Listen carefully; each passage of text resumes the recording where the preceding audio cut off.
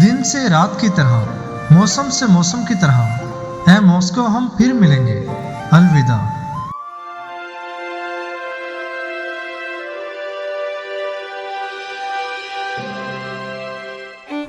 Moscow में हमारा सफर तकरीबन मुकम्मल हो चुका था और अब हम रवाना हो रहे थे रूस के वेनिस यानी सेंट पीटर्सबर्ग के लिए।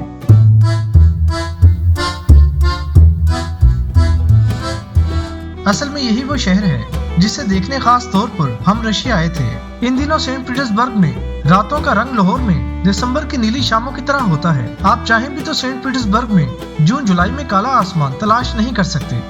यानी आसान अल्फाज में ये कि यहाँ इन दिनों रात होती ही नहीं। और अब रशिया में ऐसे ही नज़ारे हमारे मुंतजिर थे। हम अपना सामान लेकर मॉस्को के अपार्टमेंट से रवाना हुए तो अपार्टमेंट की ओनर, जिनका नाम ओल्गा था, वो हमें छोड़ने बाहर तक आई। हम मॉस्को में जिस जगह ठहरे हुए थे वहाँ से रेलवे स्टेशन तक टैक्सी पर पहुँचने का किराया तकरीबन 1000 रूबल था, लेकिन ओल्गा ने 800 रूबल में हमारे लिए टैक्सी का इंतजाम करवा दिया, जो कि कुछ ही देर में पहुँचने वाली थी।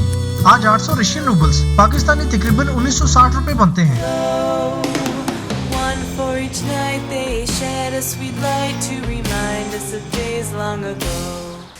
800 roubles taxi fare.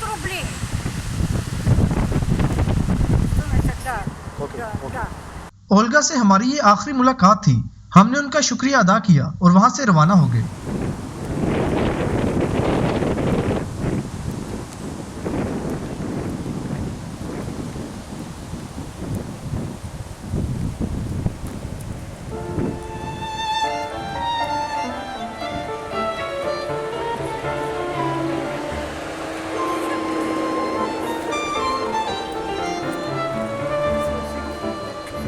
Спасибо. Рюкзак свой. Спасибо. Рюкзак, спасибо, пожалуйста. Все, рюкзак свой.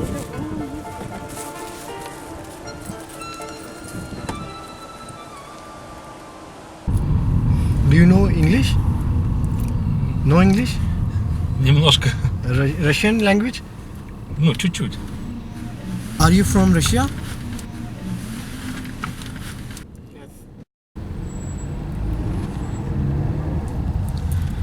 Are you from Russia? Я из России, да. जो ड्राइवर हमें रेलवे स्टेशन लेकर जा रहा था उसका नाम आर्तुर था। उसका ताल्लुक रूस के इंतहाई सर्द इलाके साइबेरिया के एक पहाड़ी इलाके से था, लेकिन वो कई साल पहले साइबेरिया से अपनी रोजी रोटी के लिए मॉस्को शहर में चला आया था, जहाँ वो टैक्सी चलाने पर मजबूर था। मैंने उससे पूछा क्या वो मॉस्को आकर अब इस काम से खुश है।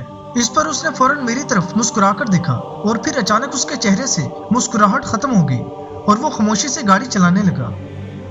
कुछ लोग बोलते हुए भी खामोश होते हैं और कुछ लोगों की खामोशी भी बोलती है। उसकी खामोशी ने मेरे तमाम सवालों का जवाब दे दिया था और फिर मैंने उससे कोई सवाल नहीं पूछा और मैं भी खामोशी से मॉस्को की इमारतें देखने लगा।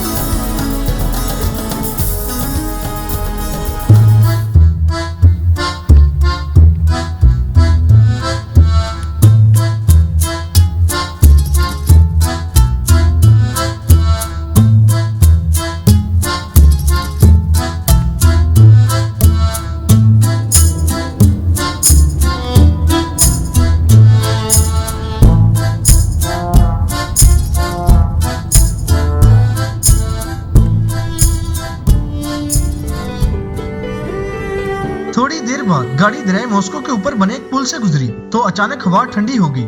उसी दौरान ड्राइवर ने गूगल ट्रांसलेटर की मदद से मुझसे पूछा कैसा लगा हमारा मुल्क। मैंने रशिया जाने से पहले रशियन जुबान के कुछ लफ्ज सीखे थे, लिहाजा मैंने उसके सवाल का जवाब रशियन जुबान में कुछ यूं दिया, तबोया सतराना ओचेन क्रासीवाया। ड्राइवर मेरी बात सुनकर मुस्कुरा दिया क्योंकि मैंने उससे कहा था आपका मुल्क बहुत खूबसूरत है। उसे लगा कि शायद मुझे रशियन जुबान आती है, लिहाजा उसने मुझसे रशियन जुबान में कुछ कहा। उसने क्या कहा मुझे कुछ समझ नहीं आई, इसलिए उसने गूगल ट्रांसलेटर की मदद से मुझसे बात करते हुए कहा, अभी आपने हमारे मुल्क की खूबसूरती देखी कहाँ है? आप जब सेंट पीटर्सबर्ग के दरिया, नहरें और साइबेरिया के पहाड़ी इलाके देखेंगे तो आपको तब पता चलेगा कि रशिया कितना खूबसूरत है। उसने हमें साइबेरिया के कई खूबसूरत इलाकों के बारे में बताया जो कि मुझे अब याद नहीं, लेकिन इतना याद है कि साइबेरिया के उन मकामात में लेक बाइकाल, लेक टेलेट्स्कोय और अल्ताई माउंटेन्स का भी जिक्र था। लेक बाइकाल दुनिया की सबसे गहरी झील है। लेक टेलेट्स्कोय ज्यादा बड़ी झील तो नहीं, लेकिन इसकी खूबसूरती अपनी मिसाल आप है। जबकि अल्ताई माउंटेन्स साइबेरिया के माथे का झूमर है। ये मंगोलिया की सरहद के करीब रशिया का खूबसूरत पहाड़ी इलाका है। साइबेरिया के बारे में हम मजीद जान लेते, लेकिन तब तक टैक्सी मॉस्को के तारीखी कुर्स्काया रेलवे स्टेशन पर पहुंच चुकी थी।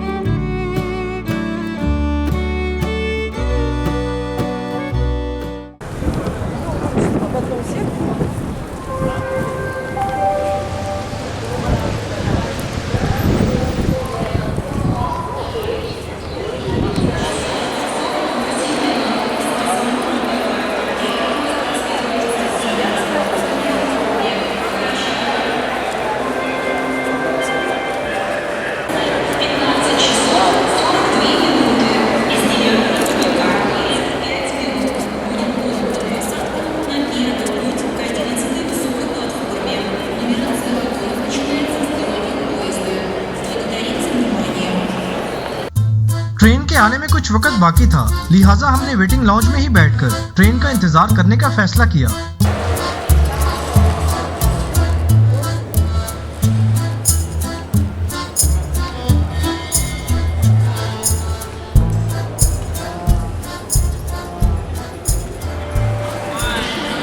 ये मॉस्को का 125 साल पुराना रेलवे स्टेशन है।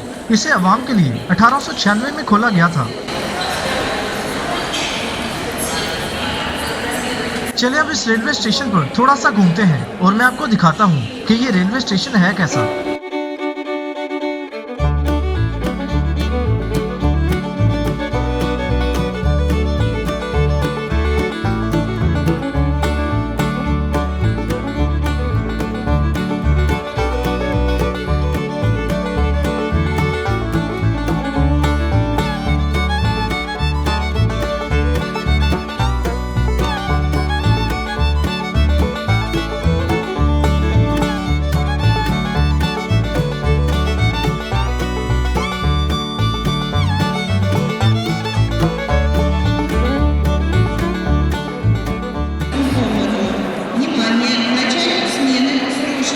मुझे ये तो मालूम हो चुका था कि ट्रेन प्लेटफॉर्म नंबर 9 से रवाना होने वाली थी, लेकिन प्लेटफॉर्म नंबर 9 है कहाँ ये मालूम नहीं था, क्योंकि रेलवे स्टेशन पर सिर्फ रशियन लैंग्वेज में ही मालूमात फराहम की गई थी। लिहाजा मैंने इंफॉर्मेशन काउंटर से मालूमात हासिल करने की कोशिश की तो मुझे मालूम हुआ कि वहाँ भी किसी को इंग्लिश नहीं आती और गूगल ट्रांसलेटर से भी वो समझने में नाकाम रहे। लेकिन फिर गूगल ट्रांसलेटर ही मेरे काम आया, क्योंकि उसी दौरान एक रशियन लड़की ने, जो कि रेलवे स्टेशन पर ही काम कर रही थी, उसने मुझे उस रास्ते का बताया जो कि प्लेटफॉर्म नंबर 9 की तरफ जाता था।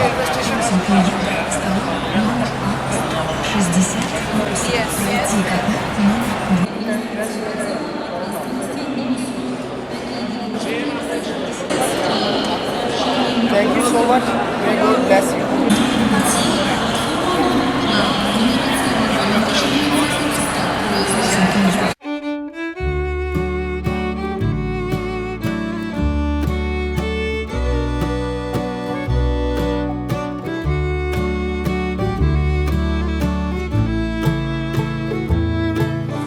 Oh, that's nice.